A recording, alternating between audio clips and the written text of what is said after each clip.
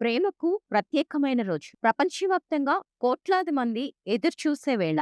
అదే ఫిబ్రవరి 14 అంటే Valentine's day. అసలు ఈ రోజు ఎలా వచ్చింది?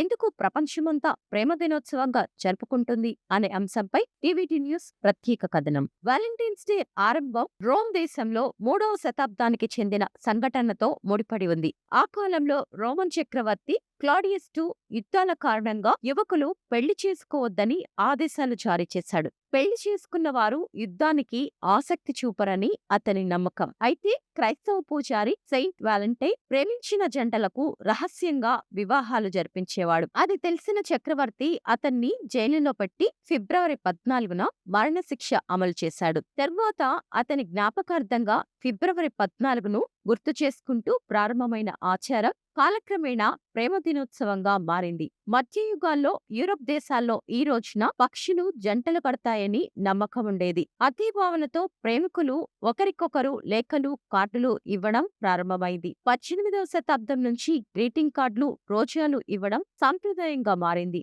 ప్రస్తుతం ప్రపంచవ్యాప్తంగా ప్రేమికులు ఈ రోజున చాక్లెట్ గిఫ్ట్స్ ఇచ్చుకోవడం, ప్రత్యేక డిన్నర్లకు వెళ్లడం, సోషల్ మీడియాలో సందేశాలు పంచుకోవడం చేస్తున్నారు. అయితే ఆధునిక కాలంలో వాలంటైన్స్ డే కేవలం ప్రేమికులకే పరిమితం కాకుండా కుటుంబ సభ్యులు, సన్నిహితుల మధ్య కూడా ప్రేమ, కృతజ్ఞత వ్యక్తపరుచుకునే రోజుగా మారింది. ఒక పూజారి త్యాగం నుంచి ప్రారంభమైన ఈ రోజు ఇప్పుడు ప్రపంచవ్యాప్తంగా ప్రేమకు ప్రతీకగా నిలిచింది. ప్రేమ అనేది కేవలం ఒక రోజుకి పరిమితం కాకుండా ప్రతిరోజు మన జీవన విధానంలో ఉండాలని ఆశిద్దాం.